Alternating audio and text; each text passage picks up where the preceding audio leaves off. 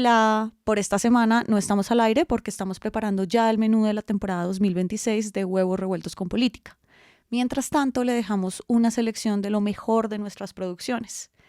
En Ausencias, nuestra primera serie documental sobre el liderazgo ambiental en Colombia, contamos la historia de Juvencio Cerquera. Él era un líder indígena que fue asesinado en medio de una confrontación con trabajadores de una multinacional papelera en el centro de las montañas del Cauca. A continuación le dejo el episodio. Y recuerde, Huevos Revueltos con Política vuelve con nuevos desayunos este 13 de enero. Dice primavera, tienes que cumplir. Muy buenos días para todos. Agradecerles primeramente por acompañarnos, agradecerle a Dios por esta magnífica hija que me ha dado. Y ella irá pidiendo un deseo y irá pagando cada vela que se le entregue. Esta es una celebración de 15 años. Está sucediendo a las 2 de la mañana en la finca de la familia Cerquera, en el resguardo de Paletará, en el centro de las montañas del Cauca, al occidente de Colombia. La quinceañera se acaba de despertar. Los invitados vemos el ritual. La mamá entra al cuarto de la homenajeada con un enorme vestido verde esmeralda. Sus tías y su abuela cambian de ropa a la niña en el cuarto y la traen a la sala. Medio dormida, pronto tendrá su primer baile de 15 años.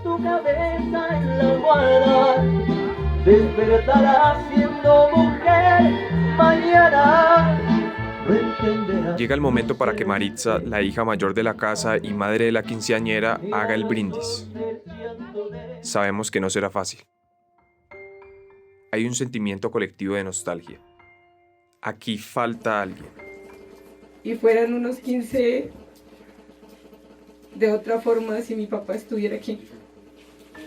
Pero en homenaje a él, quise hacerle esto porque era lo que él quería. Tal vez no como él lo quería, pero algo El que similar. falta es Juvencio Cerquera, el abuelo de la quinceañera, el papá de Maritza, el esposo de Nora, el que construyó palo a palo la casa donde estamos celebrando el cumpleaños. Pero quieres que tengas la certeza que desde el cielo está festejando tu cumpleaños. Felices 15, princesa.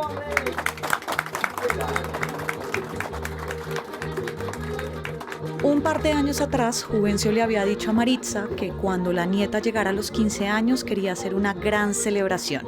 Matar un marrano, llevar músicos e invitar a todo el resguardo. Esta es esa celebración. También es un homenaje al mayor Juvencio.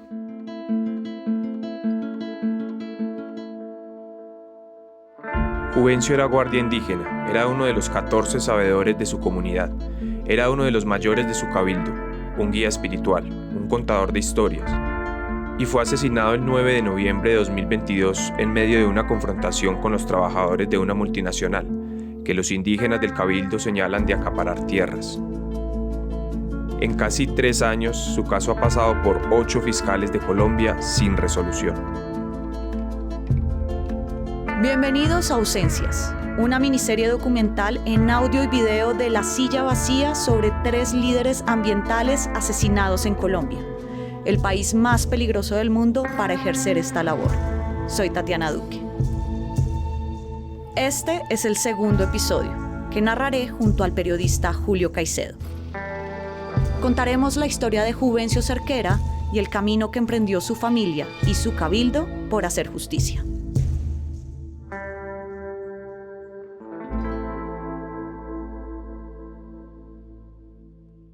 Una generación hace parte de un tejido, se agarra de la fuerza de la anterior y anticipa la consolidación de la siguiente. Nora Collazos conoció a su marido Juvencio cuando ella tenía 16 años, después de una misa. Al año se fueron a vivir juntos. Ya me fui para donde mi mamá, vivimos ahí un tiempo. Uno no es igual que estar solo que estar con la familia. Entonces un día ya nos pusimos de acuerdo con mi esposo y dijo... Con unos familiares comenzaron a construir la casa donde estamos. Es de palo, madera y cemento, con un patio en la entrada. Materas con flores que hacen las veces de jardín, un pequeño establo para los caballos y un prado para sembrar fresas. La construimos, cargamos, cortábamos, le hicimos cortar la madera arriba en Río Negro.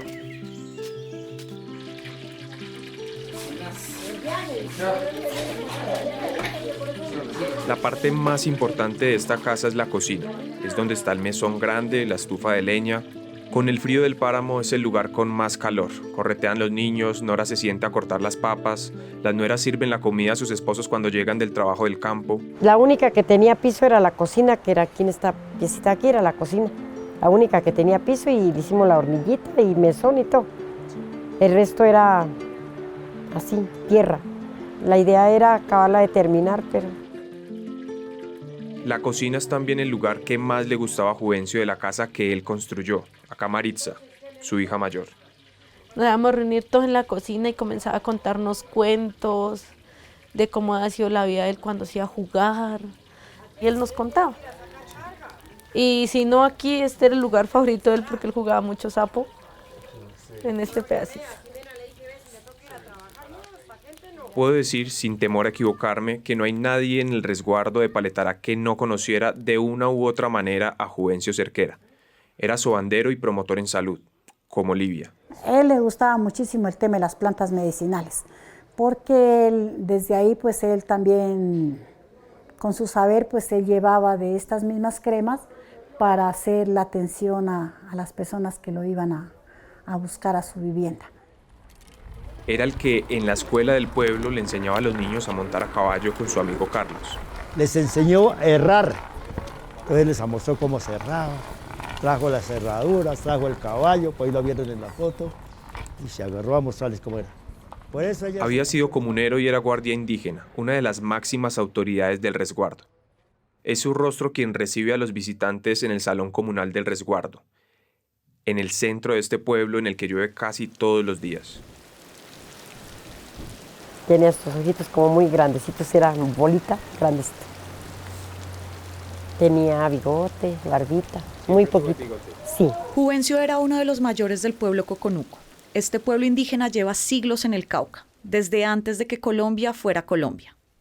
Por todo lo que hacía, por sus décadas en el territorio y por los conocimientos que transmitía, era reconocido como uno de los líderes del resguardo por las más de 3.000 personas que viven en Paletará. La relación de los indígenas con la naturaleza es fundamental para su sustento. Es lo que llaman su espacio de vida. El espacio de vida, como su nombre lo dice, es un lugar o una parte, una porción de tierra donde brinda vida no tan solo a los moradores del territorio, sino a las personas fuera del territorio. Yadir Astaiza era el gobernador suplente del Cabildo hasta el momento de esta grabación. Los mayores y los guardias indígenas, además, son los que transmiten los saberes del cuidado de esta tierra. Los coconuco protegen este páramo donde nace el río Cauca, vital para la supervivencia del departamento y de todos los demás por los que pasa el río hasta desembocar en el Mar Caribe, en el norte de Colombia. Y mirar todo el espacio de vida que tenemos y se alcanza a ver lo que es el Parque Nacional, por así. Nosotros estamos al cuidado de todo lo que es el territorio. En la cosmovisión indígena, o sea, la forma en que ven el mundo, están llamados a proteger la tierra y la naturaleza. Es una labor colectiva que va desde enseñar a recoger las basuras hasta traer el agua, saber cuándo se puede sembrar qué tipo de cultivos y no abusar de los recursos a su alrededor. Hemos avanzado en el tema de cuidar el medio ambiente, porque para nosotros el espacio de vida es sagrado. Por ese trabajo ancestral, desde 2024, el gobierno de Colombia decretó que los indígenas del Cauca son autoridades ambientales de sus territorios. Y esta zona, rica en verde, en agua, en páramo, fue retomada por los indígenas hace 5 décadas.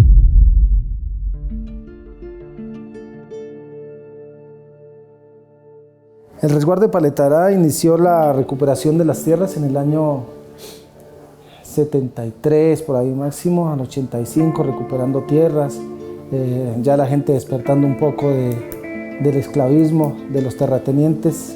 Lo que Yadir, el entonces gobernador suplente del Cabildo, llama recuperación, otros le dicen invasión. Y esa sola diferencia de palabras refleja una larga historia de conflicto por la tierra que se remonta antes de la fundación de Colombia. Teniendo en cuenta que ellos anteriormente, nuestras generaciones pasadas, eran los dueños de sus territorios. Cuando llega el español o el terrateniente, entonces le decían, le doy esta comida o le cambio esta cosa por su tierra, y así se fueron adueñando del territorio que también era de nosotros.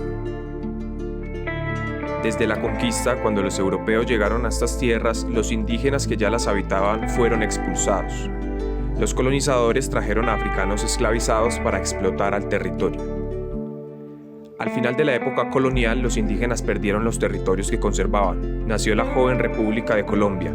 Vino la expansión agrícola, la llegada de hacendados y terratenientes. Los jornaleros indígenas, mestizos y afros tenían que pagarles a los nuevos dueños de la tierra un arriendo para vivir. Para finales de los años 60, en el siglo XX, los indígenas del norte del Cauca habían perdido casi todo lo que había sido suyo 2 siglos atrás.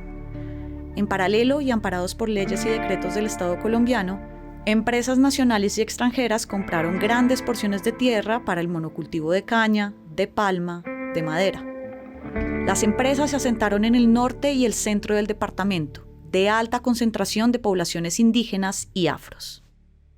En el 85 se han empezado a organizar ya como grupos comunitarios en pequeña escala para la recuperación de esa tierra.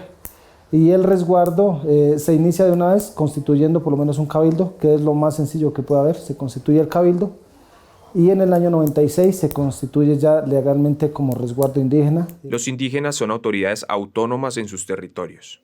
Entonces yo creo que viene de la vena, o llevamos en la sangre ese ejercicio de la recuperación. Sin embargo, hoy ese tema de la tenencia de la tierra no se ha superado. El conflicto por la tierra no ha acabado en el Cauca. En general ocurre en todo el país y fue una de las razones por las que se fundaron las guerrillas en Colombia. Pero en Cauca ciertamente ese conflicto es más profundo. En el caso de Paletará, la tenencia de su tierra choca con la de una multinacional que ha estado cerca desde generaciones. Pues lo que recuerdo de ello es, pues uno en ese tiempo no teniendo el conocimiento, la tala como indiscriminada de los mismos árboles que uno pues sabe que no son nativos, pero era como doloroso uno llegar a esos espacios y mirar cómo cortaban, arrasaban con la tierra, arrasaban prácticamente con todo y dejaban esos espacios desiertos por algún tiempo mientras volvían a germinar los árboles que venían atrás. Nora, la esposa de Juvencio, comenzó a verla cuando era una niña. Ellos toda la vida para allá ha sido trabajado es la pinera, todo el tiempo desde que yo me recuerdo. Yo tenía 13, 14 años cuando anduve por allá. Trabajé un año y pues ya me vine para la casa otra vez. La multinacional se llama Smurfit Westrock, previamente Smurfit Kappa. Antes de eso, Smurfit Kappa Cartón de Colombia.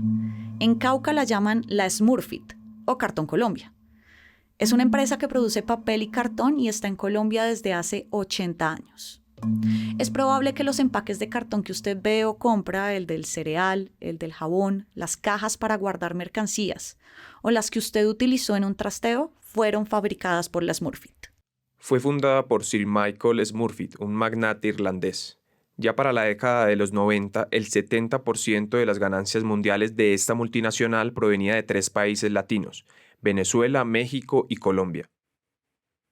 La compañía nos respondió por escrito que tiene 67.476 hectáreas en el país. 41.676 de esas son plantaciones forestales comerciales. 22.679 más, dice, son bosques naturales que la empresa protege, estudia y conserva en alianza con universidades locales. Smurfit nos respondió que en Cauca tiene 21.068 hectáreas, o sea, la tercera parte de todas las que tiene en Colombia. Hace presencia en 8 municipios, incluida Popayán, la capital del departamento, y tiene un número indeterminado en Sotará, donde está el cabildo al que perteneció Juvencio. Y decimos indeterminado porque la empresa no respondió a esa pregunta específica que le consultamos. Parte de esa tierra está en un sector llamado La Pinera, una enorme plantación de pinos y eucaliptos para la fabricación de cartón que queda cerca al resguardo. Y fue ahí, en esa pinera, que Juvencio fue asesinado el 9 de noviembre de 2022. La vida y la muerte no están herméticamente separadas, y el agua que corre no impermeabiliza a nuestras vidas del duelo. Esta es la pinera de Smurfit cerca al resguardo de Paletará. Las plantaciones de pino son enormes sembradíos de este árbol como los de Navidad, que pueden tener hasta 10 metros de altura o más. Y fueron las generaciones más nuevas del resguardo las que crecieron inconformes con la presencia de esa pinera y de la multinacional. Entonces pues era un poco aterrador mirar el daño que le estaban haciendo a la tierra. Gracias a Dios nos dio como esa posibilidad de trascender, de ser niños a estar enterrados por allá trabajando, a tener una mentalidad más grande y venir acá a representar y poder tener esos debates con estas personas para el cuidado de la madre tierra. Desde 2018, alrededor de 20 jóvenes del Cabildo conformaron un grupo para empezar a tomar lo que consideraban como su tierra. Uno de ellos es Jefferson, el delegado de salud del Consejo Regional Indígena. El grupo milenario surge de una necesidad de varios compañeros y compañeras que pues necesitaban organizarse alrededor de la tenencia de la tierra, ¿cierto? El Cabildo aprobó la formación del grupo Milenarios para la toma de esa tierra. Dicen que había dos razones para hacerlo. La primera es que los indígenas sostienen que esa tierra ancestralmente les pertenece, algo que en la ley colombiana se llama título colonial o un título ancestral. Y cuando es un territorio que legalmente es de las comunidades indígenas, se ha enajenado desde hace mucho tiempo. Y lo que se venía llevando, el camino que se venía llevando de no a los terratenientes, no a la esclavitud y no a muchas cosas que están en contra de nosotros, directamente ocupar esos predios que son de una multinacional que no son, ni siquiera los dueños no son de aquí de Colombia. La otra razón es que, como ocurre con los pueblos afro y los indígenas en Cauca, la tierra que tienen no es suficiente. En el resguardo algunos calculan que son unas 150 las personas sin suficiente tierra para vivir. Entonces pues se surge o se ve la necesidad de ampliar el territorio también como un mandato comunitario, que el pequeño indígena, el campesino, el afro, pues hoy tenga acceso real a la tierra. Si no han sido despojados por la violencia, han sido despojados por las multinacionales, mientras se generan conflictos interétnicos, pues otras multinacionales, en el caso de Smurfit Kappa Cartón de Colombia, sean uno de los mayores tenedores de tierra, especialmente en el departamento del Cauca y en el municipio de Sotará. En su respuesta por escrito a la silla vacía, la empresa dijo que Smurfit Westrock adquirió todos sus predios en Colombia a partir de 1969 con estricto cumplimiento de las leyes y regulaciones nacionales. Y que al adquirir las tierras en Cauca hubo los debidos estudios de títulos y análisis riguroso desde el punto de vista legal y ambiental para garantizar que no se traslapan en territorios indígenas ni áreas protegidas. Son normas y leyes colombianas que permiten la explotación e inversión de recursos naturales que son tan antiguas como la pelea de los indígenas caucanos con Smurfit. Ellos no hacen cosas ilegales, buscan por todas las formas que yo describo en el libro, de lobbies en el Congreso y en el Estado para conseguir todo tipo de exoneración de impuestos, de especiales condiciones, de concesiones forestales, etc. Y lo hacen todo legalmente. Él es Joe Broderick, un autor colombo-australiano que tiene raíces irlandesas como la Smurfit. Escribió el único libro que investiga la relación de esta empresa con el poder y las tierras colombianas.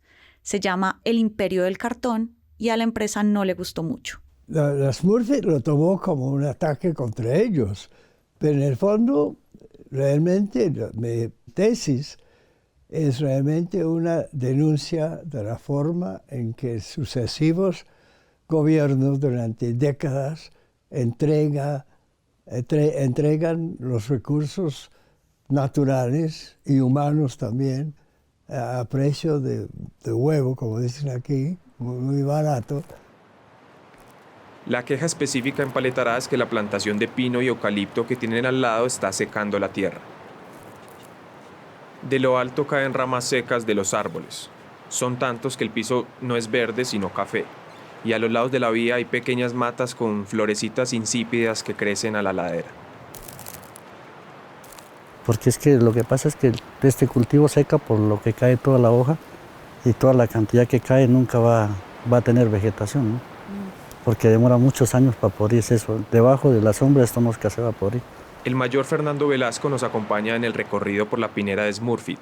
Es guardia indígena como lo fue Juvencio hasta que fue asesinado en esta misma zona. Ese no es como la capa vegetal de temas naturales. que es muy diferente, porque la raíz de los árboles es otro tema muy diferente, que se puede trabajar y se puede cultivar, eso lo venimos haciendo. En las parcelas de nosotros hay muchas parcelas que hay árboles nativos, pero se trabaja alrededor de sin afectar el árbol nativo. Smurfit dice que no le cambian la vocación forestal a las tierras.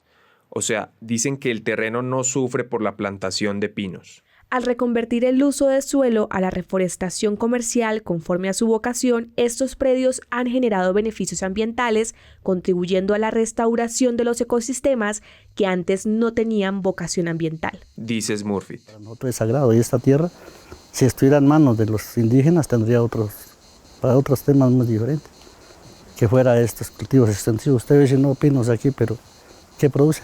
¿Cuántas familias se beneficiaron en estos espacios? Que entonces hay una forma de recuperar y de mantenernos y de sostener y volver que la tierra llegue a su normalidad. Porque la tierra la tenemos enferma, como le dije al principio, pero ya nos hemos olvidado de cuidarla a ella. Porque nosotros pues somos tierra también, hacemos parte de ella y por eso estamos habitando en estos espacios. La carretera zigzagueante que atraviesa todo el bosque de pinos la construyó la Smurfit y hace parte de los 320 kilómetros de vías que ha construido en el país. En una de las curvas de esta carretera fue donde Juvencio fue asesinado. Fue el último en llegar a una pelea que escaló desde octubre de 2022. En octubre, el grupo milenario del resguardo de Paletará decidió ocupar los sembradíos de la pinera de Smurfit. Acamparon en cambuches, trajeron comida, estaban dispuestos a quedarse por días, semanas. Fueron 20 personas al inicio, pero el número creció conforme pasaron los días. Exigían una negociación con la multinacional para llegar a un acuerdo y que entregara esa tierra a los indígenas. Con delegados de la empresa hubo una primera reunión en el Cabildo. Allá estuvo Jefferson. Y finalmente se mencionó que lo que menos se quería era tener confrontaciones y que lo que se quería era empezar a dar una discusión de carácter técnica, política y ambiental de las afectaciones que estaba teniendo esas plantaciones de monocultivo para con el territorio y para con el río, que en este momento pues era sujeto de derechos, pero también era protegido por habitantes del resguardo de Paletará. El 8 de octubre hubo un acuerdo inicial. No habría agresiones entre las partes y Smurfit no pararía las operaciones de la empresa en esa zona. Mantener las operaciones beneficiaba directamente a los trabajadores locales de Sotará de Smurfit, que son campesinos. Trabajadores asociados en la Asociación de Usuarios Campesinos ANUC, que también es fuerte en la región, estaban preocupados por la ocupación del Cabildo. Los miembros de la Asociación Campesina en Sotará no quisieron hablar oficialmente para este documental. Uno de sus líderes accedió a recibirnos a condición de no ser grabado. Nos dijo que los trabajadores tenían una preocupación genuina de que Smurfit dejara de operar en la zona.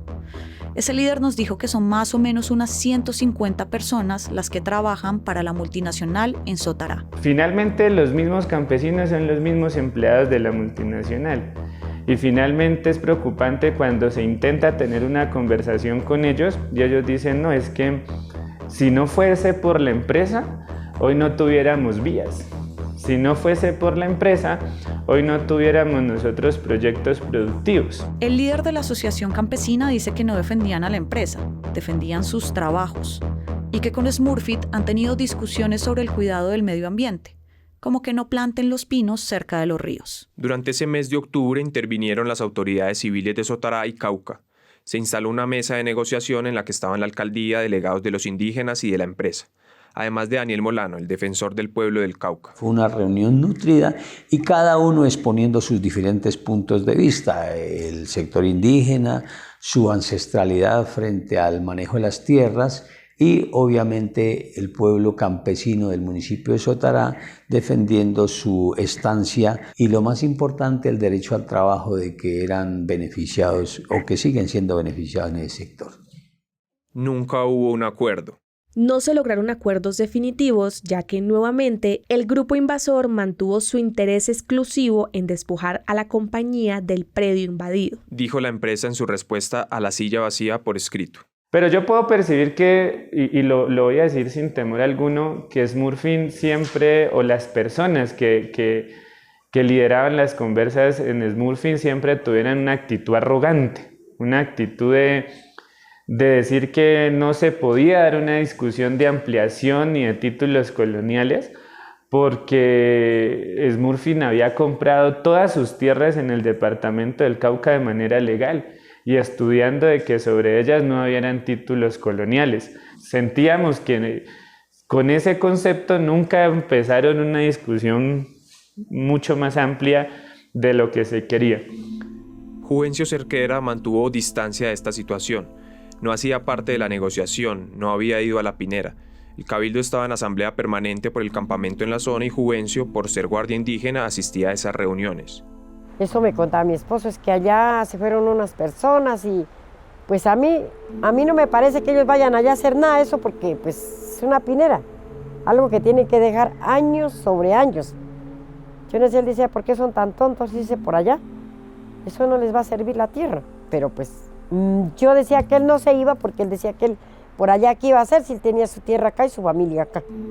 Yo nunca creí que él se fuera a ir.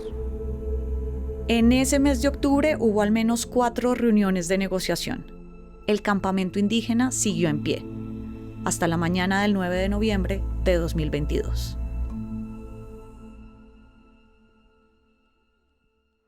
En la mañana que él murió, fuimos a ordeñar, terminamos de ordeñar y él llegó y desayunó donde doña Irma y dijo, bueno, vamos a ordeñar porque me tengo que ir a la asamblea. En ese mismo momento, en la Pinera, el campamento indígena fue atacado. Dinael Velasco estuvo durante octubre y noviembre allá, incluida esa mañana. Sino que gente que ya venía de afuera, 2 o 3 calentaron ya, como se dice, subieron los ánimos, ¿sí? Es cuando empieza el conflicto, ¿no? Donde lo atacan con machete y le cortan la cabeza a un compañero. Pues entonces es ahí cuando pues se actúa en defensa propia, ¿no? Otra compañera fue pues también maltratada, verbal y físicamente por algunos de ellos. Pero sí hubo palabras bastante grotescas, es por eso que se genera el conflicto en ese momento. En su respuesta por escrito, Smurfit dice que no ordenó atacar a los indígenas. Algunos de estos trabajadores decidieron acudir al lugar para manifestar su rechazo, lo que derivó en un ambiente de tensión que escaló agresiones de ambas partes. La asamblea decidió enviar refuerzos en otras chivas. En una de ellas iba Juvencio. Dinael lo vio llegar. Para ese momento ya había peleas físicas entre indígenas y los trabajadores de la empresa. Toda la sucesión de hechos es confusa. Son al menos unas 150 personas en confrontación, peleando entre pinos y una carretera. Los indígenas y los trabajadores estaban encapuchados. Se pelea el territorio de la posición donde estábamos. Sube una camioneta y ya nos dispara. Hacía quemarropa, nos dispara. La camioneta de la que habla Dinael hace parte del esquema de Fortox, una empresa que vigila las propiedades de Smurfit y presta la seguridad a sus directivos. Juan Camilo Garrido, ingeniero forestal de Smurfit y quien estuvo en la mesa de negociación con los indígenas en ese mes de octubre, acudió a la zona tras el llamado de los trabajadores. La empresa dice que Juan Camilo se encontraba en la finca Santuario a unos 20 minutos de distancia cuando fue informado de los ataques violentos contra el personal por parte de un grupo de comuneros del resguardo indígena de Paletará, quienes, según testimonios, habrían iniciado una agresión física con amenazas y violencia. En su respuesta, la empresa no dice de quiénes son los testimonios que señalan a los indígenas como los que iniciaron la confrontación. Nuestra misión era llegar hasta esa vía. Ahí hay una vía y listo, hasta ahí nomás era. Y ya, devolvernos. Pero lastimosamente, pues, es aquí donde viene lo más difícil, ¿no? La parte más difícil que dice Dinael es los últimos momentos de vida de Juvencio. ¿Y los otros compañeros que venían? Dinael ve a Juvencio a menos de 1 kilómetro de distancia. Está bajando a pie con 5 o 6 personas más. Al mismo tiempo, a Dinael le dislocan un brazo. Cae. Sus compañeros lo intentan sacar de la zona y pierde de vista a Juvencio. Cuando yo estoy subiendo hacia allá, suena el disparo. Y es cuando cae el mayor Juvencio, cae sobre este punto, totalmente de espaldas y con la ruana que él andaba, ahí cayó y bueno.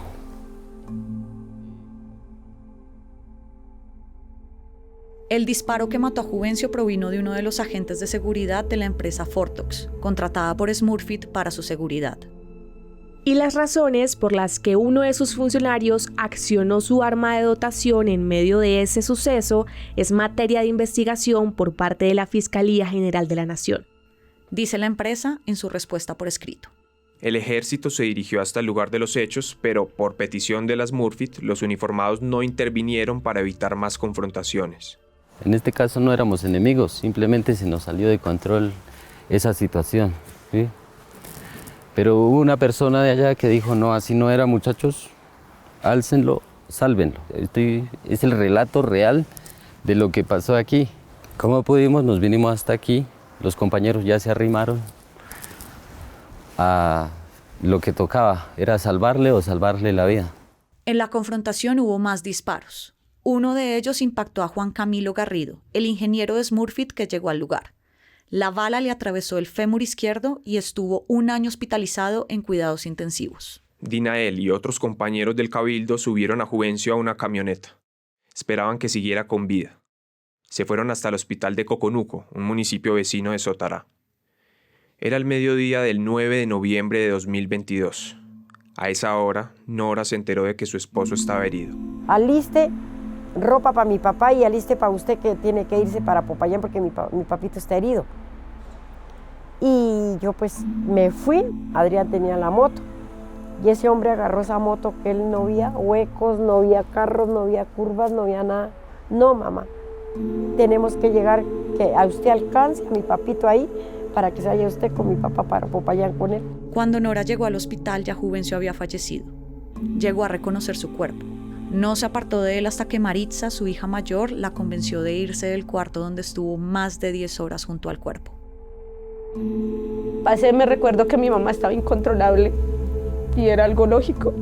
Yo le dije, mami, lo que pasa es que a mi papá hay que llevarlo para Popayán. El hospital se volvió el epicentro de medios locales, de los mayores indígenas, de la familia cerquera. Esa es ahí la zozobra que le queda a uno, porque nosotros estábamos conscientes, los que estábamos acá, de lo que podría pasar, éramos todos conscientes.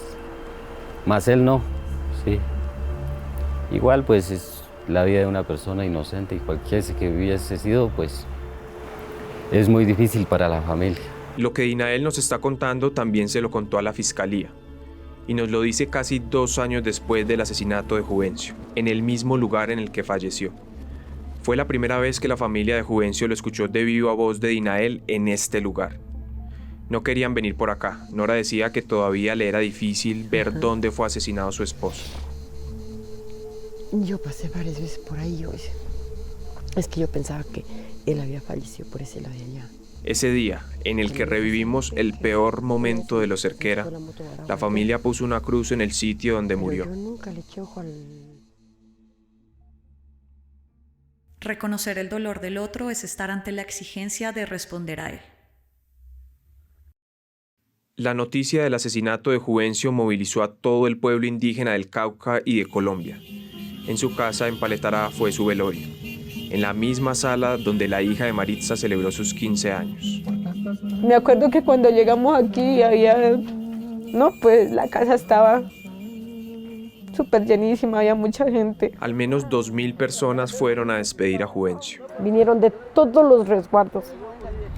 De todos los resguardos vinieron guardias, vinieron mayores, vino del CRI, la asociación, de todas partes, porque él era muy conocido con la gente, muy lindo, yo por eso les digo, él no merecía haber muerto así. Pero ya después del entierro y todo eso, ya uno siente que ya se queda solamente la familia, los que verdaderamente nos duele y nos afecta la muerte de mi papá. La confrontación en La Pinera acabó con la vida de Juvencio y con cualquier acto de recuperación de tierras del resguardo de Paletará y del Grupo Milenario. Abrió paso a una conversación muy difícil sobre cómo continuar con esa lucha, como reconoce Jefferson. El tejido ahí dentro sí, bastante. Bastante porque hoy quisiéramos nosotros seguir en la lucha, Nosotros quisiéramos seguir resistiendo contra la multinacional. Pero hoy los mayores nos dicen, chicos, no más muertos, quietos. Porque es muy difícil hoy encontrar que la comunidad, digamos, dice, ya no más recuperación, porque ya hubo un muerto. Y el muerto se queda muerto. También resquebrajó la relación entre la familia cerquera y los milenarios. Les dije, ahora ni siquiera se asoman para allá porque les da miedo, son una parranda de cobardes, allá estuvieran en memoria de mi marido haciendo eso. Y nunca volvieron por allá, les dio miedo. Además que sí están amenazados, que si vuelven para allá, y sí, les dan más duro. Entonces, en febrero de 2023, 3 meses después del asesinato, el Cabildo, con nuevos gobernadores como Yadir, junto con la familia cerquera, comenzaron a buscar justicia por la muerte de Juvencio. Queríamos que las cosas se agilizaran de la mejor forma para que el responsable o los responsables de la muerte de Delfino Juvencio pues lograran ser individualizados por la justicia ordinaria, porque directamente les compete a ellos. Pero la información se fue como quedando en el olvido, se fue como quedando quieta y... Todo el proceso arrancó lento porque la familia no tenía recursos ni sabía cómo averiguar qué estaba haciendo la Fiscalía General de Colombia para resolver el caso. Porque nadie está preparado para saber cómo buscar justicia por un asesinato con el difícil sistema penal de este país. Maritza, la hija mayor de la familia, tomó el liderazgo de la causa y exigió al Cabildo que pagara por los trámites judiciales. Debería sí o sí pagarlo el Cabildo, porque fue... digamos que en manos del Cabildo quien murió mi papá, independientemente que nadie lo haya llevado, que nadie lo haya obligado, pero él se fue. Estaba dentro de la comunidad, era un comunero como cualquier otro. Entonces debería asumirlo pues el pago del abogado, el Cabildo. Así fue. Buscaron abogados en un colectivo de defensores de derechos humanos. Entregaron las pruebas que tenían.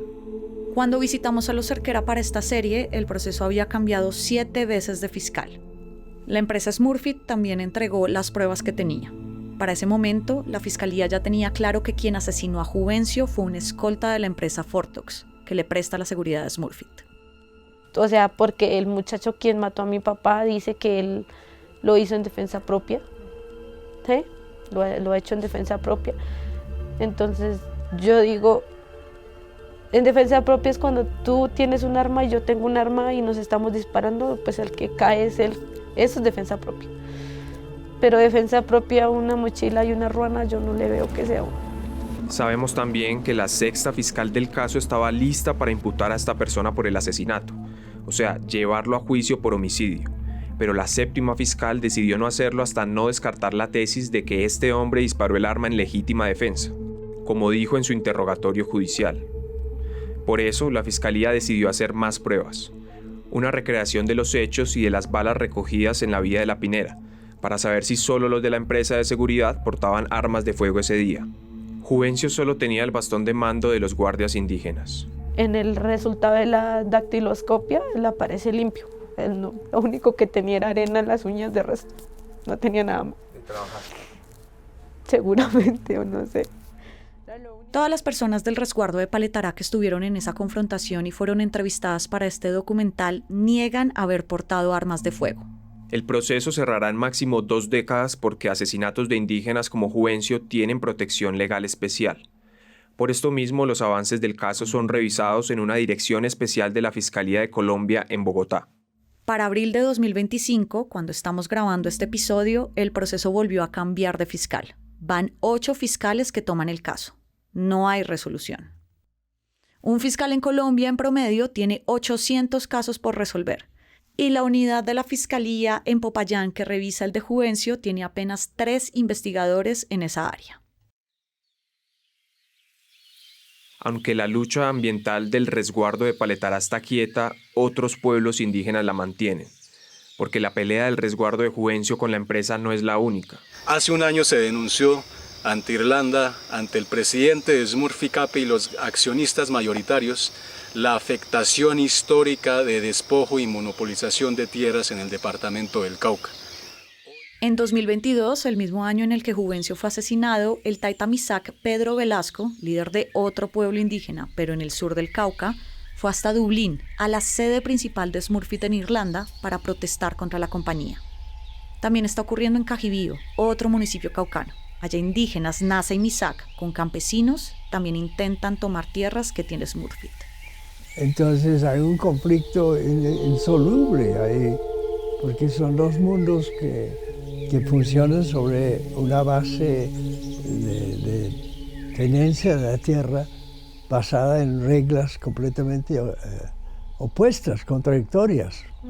Así como Broderick, el que escribió el único libro sobre las Smurfit y el poder colombiano, todos tienen claro que el asesinato de Juvencio es la punta del iceberg de una pelea muchísimo más profunda, la del uso de la tierra en Colombia.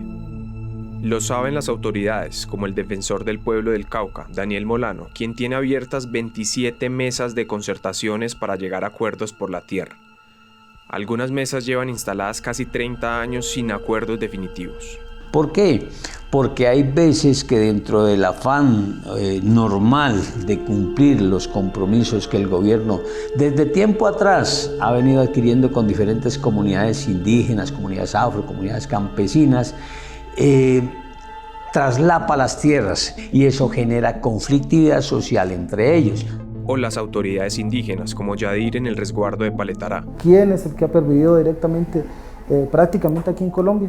Nosotros, pues vinieron las personas de otra parte, colonizadores, y colonizaron aquí a Colombia, pero ¿quién existía aquí en Colombia? Pues comunidades indígenas.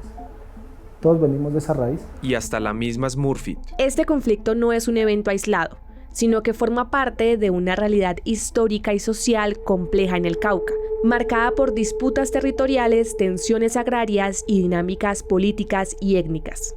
Dijo en su respuesta por escrito.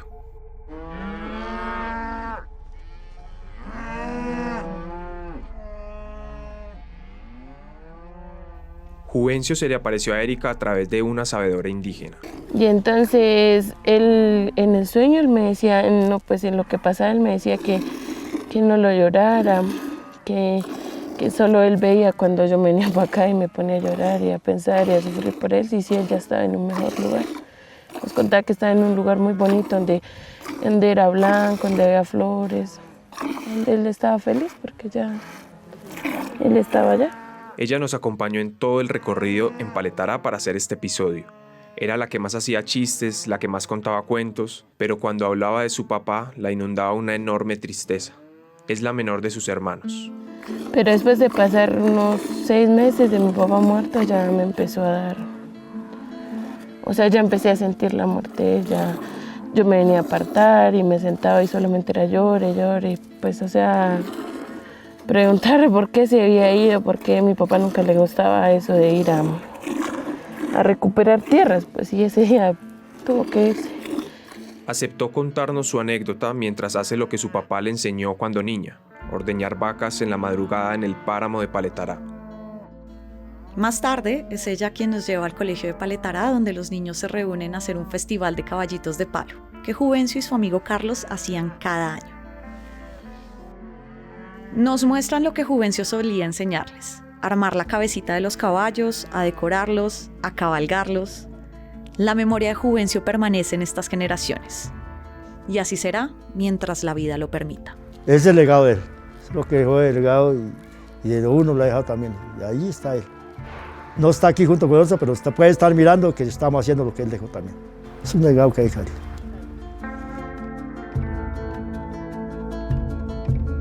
Esto es Ausencias, una miniserie documental de La Silla Vacía en audio y video sobre 3 líderes ambientales asesinados en Colombia, el país más peligroso del mundo para esta labor.